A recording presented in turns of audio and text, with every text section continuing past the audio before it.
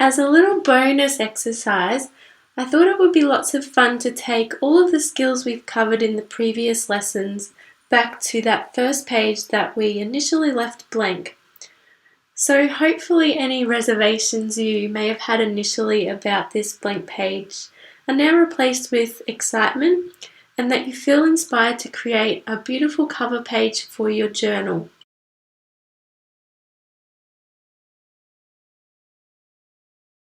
If you like, you can add a little extra magic to your journal by gluing in some of the flowers that you've collected.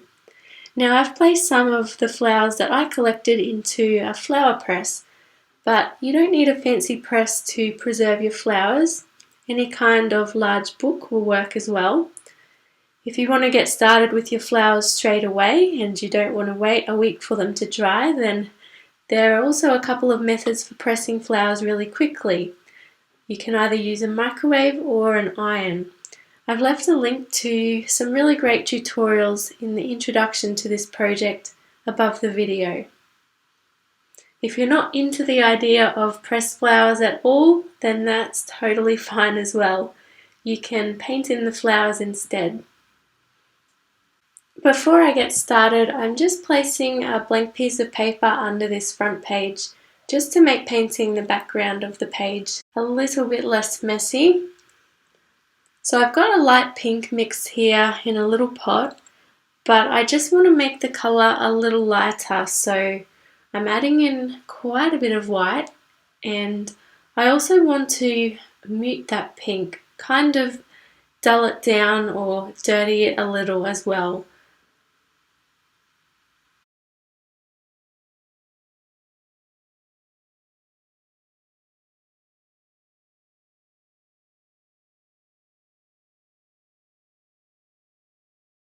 You can see I wasn't getting quite enough pigment from that dry puddle of brown, so now I'm just squeezing out some fresh paint here.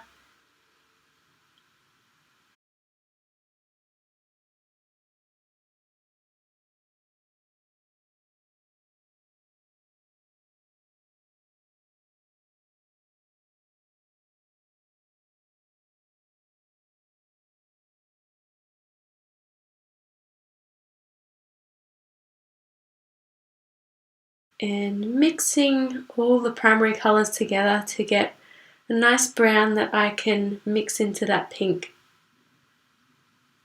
Now you can use any colour you like for the background of your front page. It doesn't have to be pink. The reason I chose this pink colour was just because I know it will complement the colours of the particular flowers that I've collected. But mix yourself up any colour that you'd like to see when you open your journal. And just as we did with the previous pages that have the background colour, you can paint a lovely opaque background colour over this page.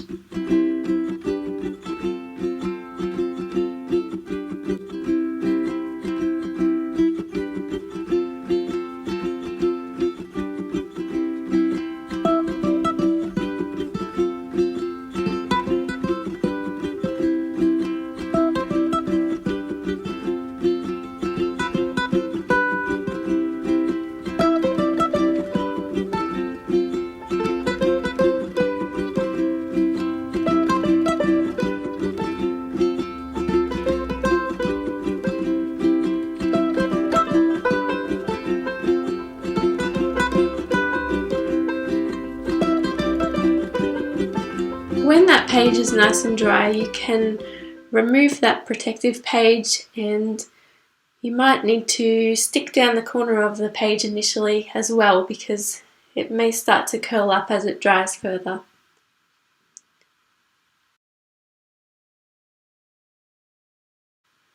So I'm just sketching in an oval outline for my quote. The quote that I have in my mind for my cover page is, "In every walk with nature, one receives far more than he seeks." So I just think this is a lovely quote for the first page, and it gives a nice summary of the contents of the journal. But you might have another quote that you'd like to use here, or maybe even just some sort of title you want to give your journal. So go ahead and use your imagination and add your own personality into your journal.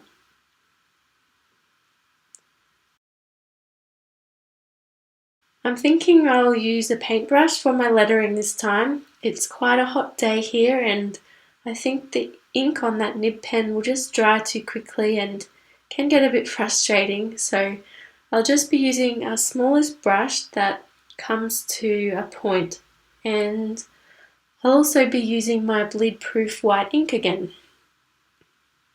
I'm just going to mix a little bit of water into the lid of the pot and work with the lid. If you have a fresh pot of the bleed-proof white, it probably won't be necessary to mix water in like I am. It should flow well straight already, but my ink is quite old and I've actually accidentally left the lid off overnight more than once, so now I need to mix in some water to get it flowing nicely.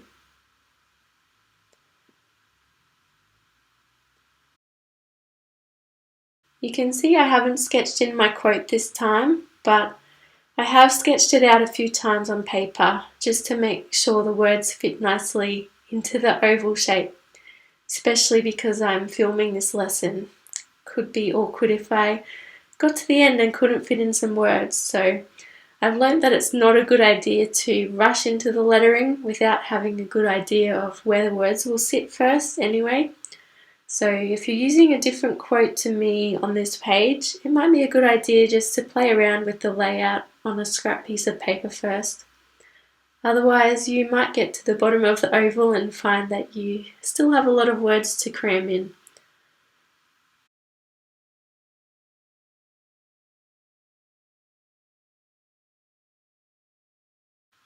Also, if you're feeling a bit shaky when it comes to lettering, it can be a good idea to do a warm-up. So I like to take my paintbrush and usually I just reactivate some dry paint that I have sitting around on a palette somewhere, and I just use scraps of paper to brush out letters or words until my hand is warmed up and I'm feeling much more relaxed.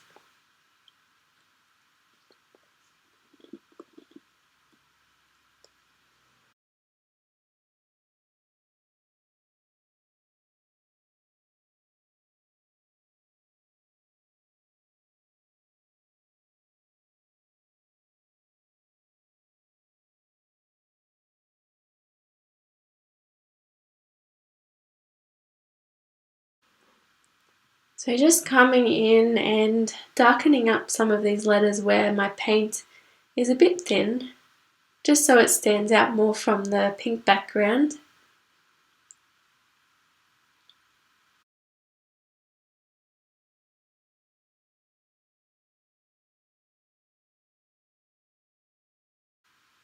Okay, now I'm going to start playing around with the layout of the floral border.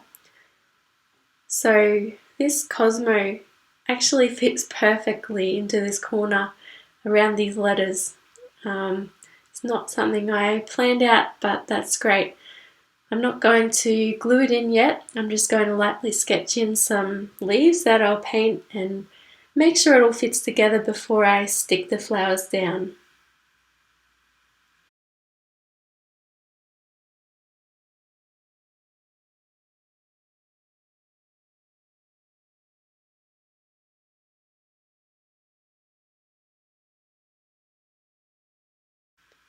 You can see that I'm just framing the letters with these leaves and flowers, but I'm not going too close to the letters.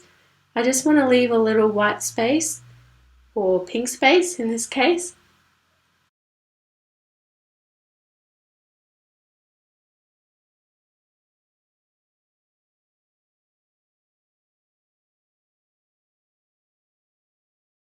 I might bring in some of these little violas now. I'm not thinking too hard about where I should put them.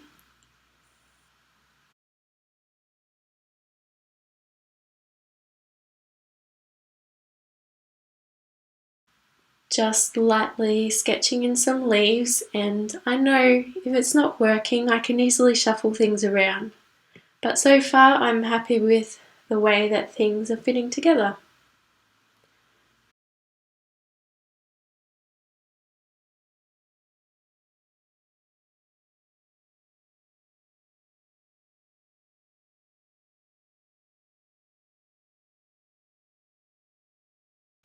Sometimes a page just seems to flow and it just all works easily, but it's not always like this, and sometimes it can be a big struggle as well. But I think the more you make time for creativity and playing around like this, then the more confident you feel about sort of throwing caution to the wind and just trusting that it will all work out somehow on the page and that it will come together.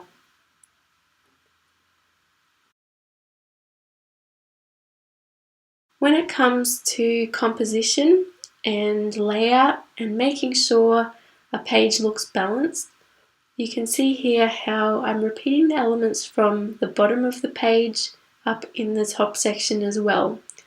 So if I use a particular shape of leaf in one section, I do try to repeat it sort of diagonally opposite, and I like to limit the different shaped leaves or floral elements to 4 or 5 as well, just to keep it simple.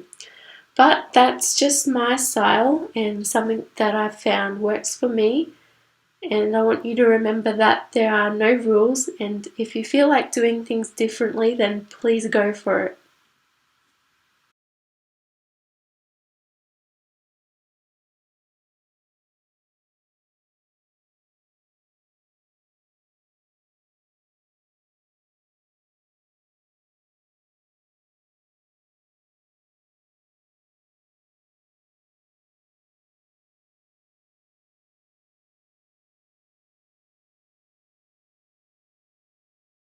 Okay, so I have a tiny bit of glue in this container, and I'm just taking an old paintbrush and I'm going to glue this flower down.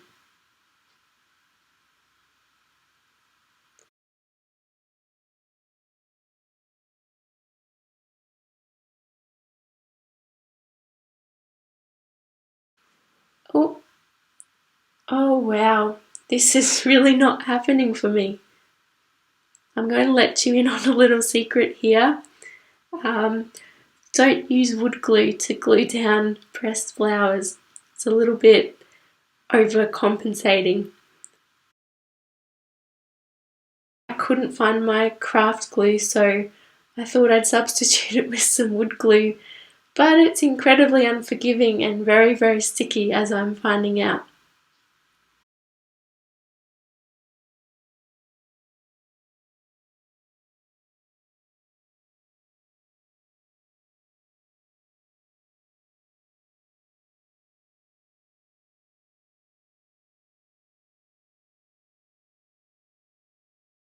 And one of these petals actually fell off, so I'm just going to stick that right back in here.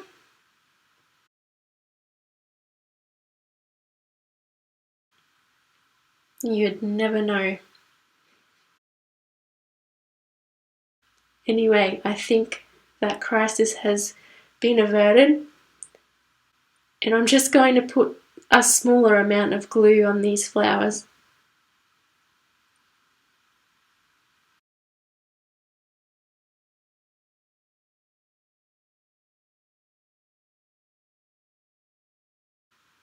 I might just stick down the centre of this Cosmo first. That would have been a much better idea before. Okay, now I'm ready to put some paint down. So just starting at the top of my page and painting in some of these outlines.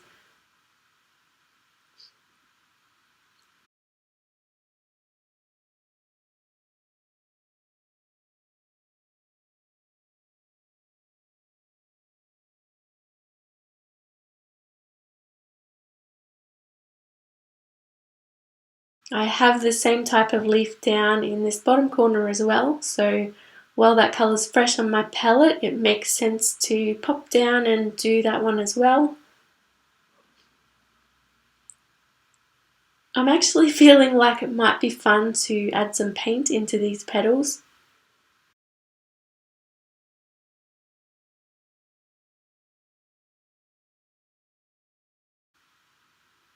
It's actually going onto these petals really nicely.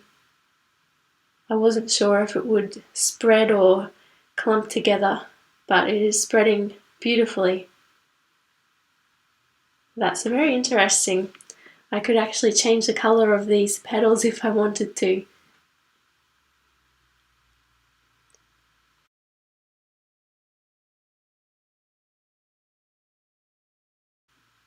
So I might add some white into the centre of the flower as well, just for fun. Okay, back on task now. I'm not sure about adding in this yellow colour, but I thought I'd give it a go, and if it's not working, I know I can easily change the colour. So just having a go at that one. And as that colour dries, I can see that it's not standing out from the pink very much. So what I might do is bring in some orange. So this orange will be the outside of the flower, and the yellow will be the inside of the flower.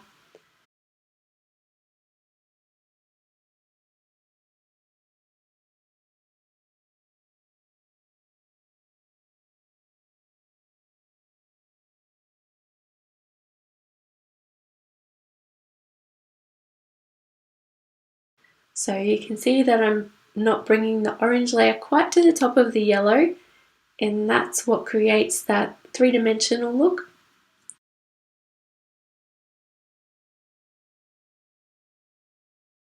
Just painting in the stems. And what's great about these pressed flowers is that I can actually lift them up and paint right on underneath.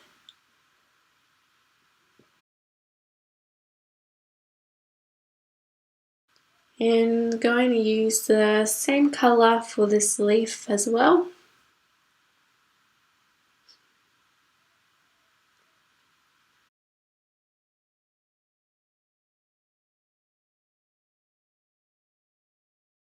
Okay, I just added some more yellow into that aqua sort of colour, so this green colour that I've got here now works really well with the pink background.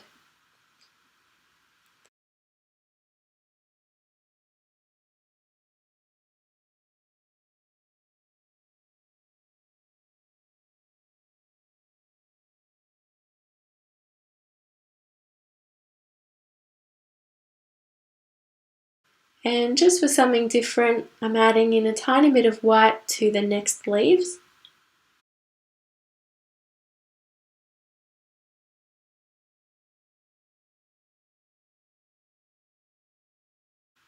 And then I've added in a little more white again, and you can see it's making an almost pastel colour for the smaller leaves.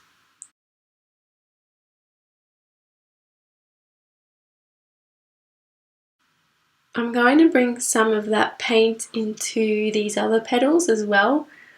I'm not impressed at all with my wood glue. You can see it's kind of reacted with the flower petal. I don't know what that's about, but anyway, it's turned the petal green wherever I put wood glue. But it's no big deal. I was curious about adding paint into the petals anyway, so that just gives me an excuse. Just having a little bit of fun at the intersection where nature meets art. Playing around with different colours, adding in some of the darker magentas as well as really lighter pink colour.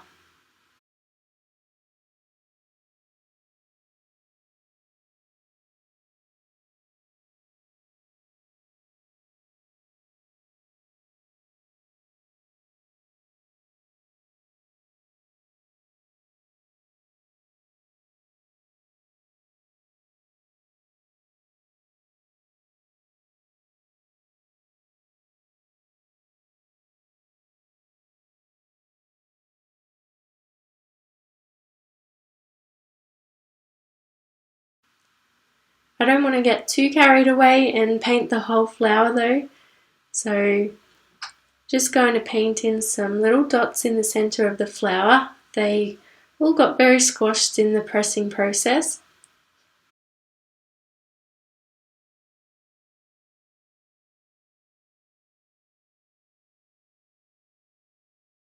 Adding in some yellow and that darker orange and a little bit of white just to bring that flower back to life a bit.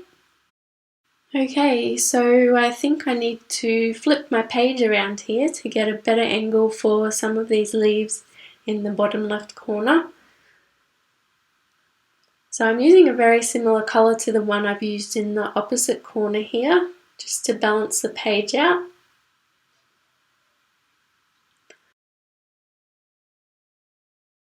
Now for this viola, I'm going to add a new colour to my page, this lovely dark green.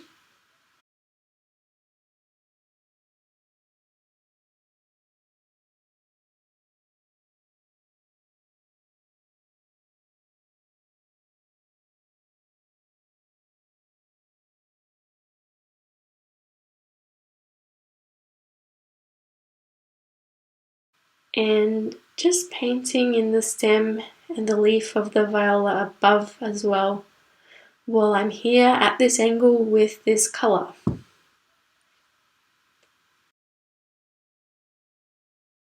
Okay, I'm going to introduce one last new colour to this page, I think. Well, actually it's already on the page in the centre of the cosmos.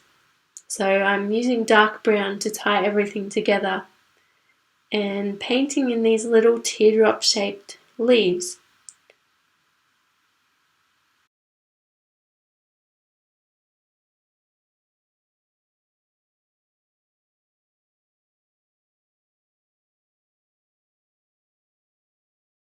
I might just grab a thinner brush to mark in the stems so they're not too thick, and just so I can see where I'm beginning my leaf shapes from.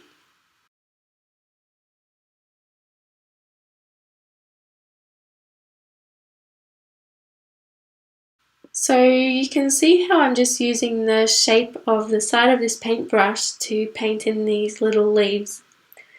I'm just pressing down quite firmly to spread the bristles wide and put that paint down. And as I do, it creates this nice round petal shape. It's just a really quick and easy way to fill in all of that white space.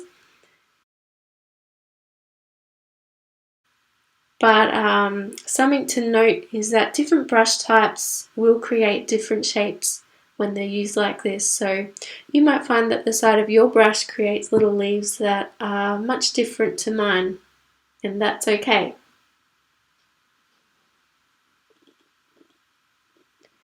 Alright, so going to come up to this violet now. I probably should have painted in that stem and the leaves before while I had the colour on my brush, but that's okay. I can just pop them in now.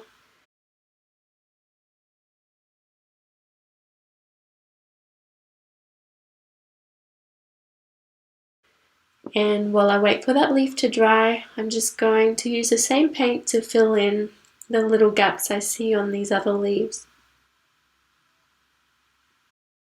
Okay, I need to flip my page around again, and I'm going to paint in the stems of the brown leaves. I can actually barely see the lines that I drew anymore, just winging it a little bit here.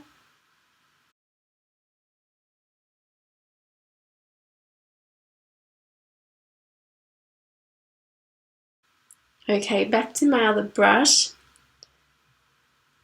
which is actually one of the cheapest brushes I own. So I picked this brush up very spontaneously a couple of weeks ago, and it was just at a local office supply shop, and I've been loving it. I'm not sure how long it will last with the gouache, but so far so good.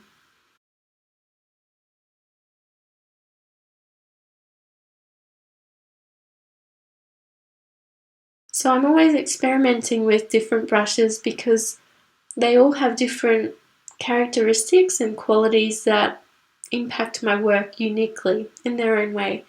So this one, for example, is the best brush I've ever had for painting this style of round leaf.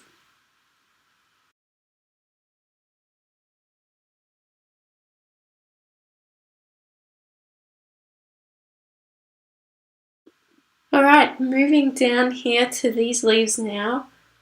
And I'm just repeating the leaves and the colours that I've used in the opposite corner up the top. So making a tint of that colour again by adding in white.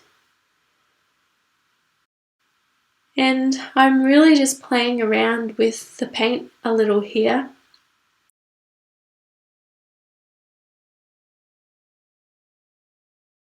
Adding some of the darker green down in this corner. Just blending it with the existing blue colour.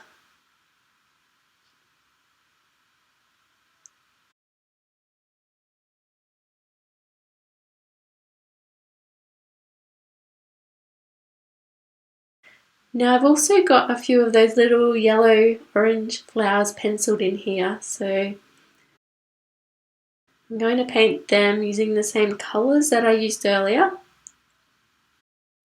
Actually, I'm just experimenting with a dark orange, and I think that works much better with the rest of the colour palette that I've been working with on the page.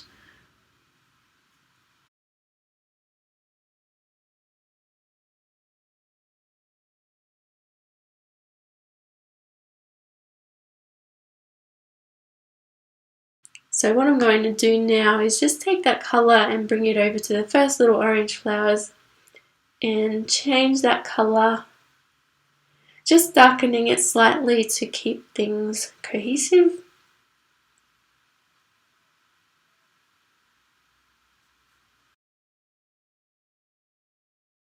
Okay, now I'm going to carefully trim off these petals that are hanging outside my journal.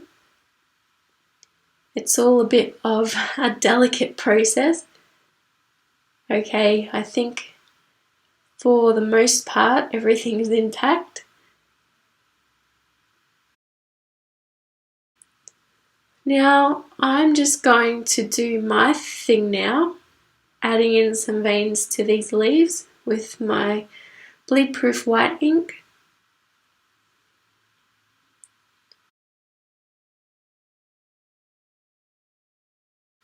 Some of my veins went in a little bit thick here, so just coming in with some green into these sections, and that will also add more depth to the leaf as well. Darkening up some of these stems.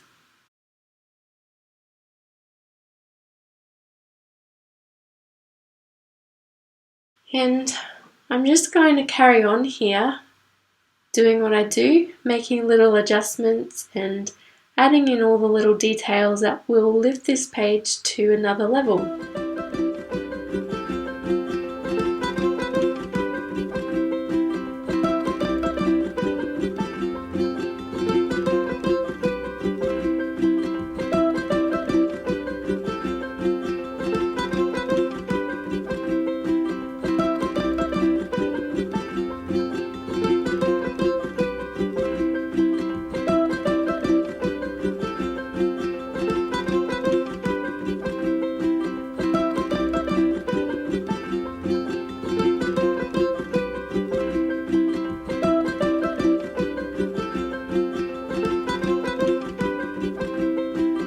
One last thing that I sometimes like to do is add a bit of shadow to my lettering.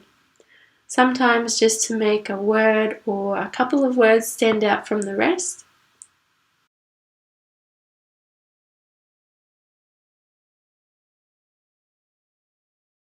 So just adding in a dark line on the right side of each of these letters to make the word nature stand out, because that's what I'm all about. Now, I've had a lot of fun creating the front page of my journal, and I really hope you've enjoyed making yours too, and I can't wait to see it.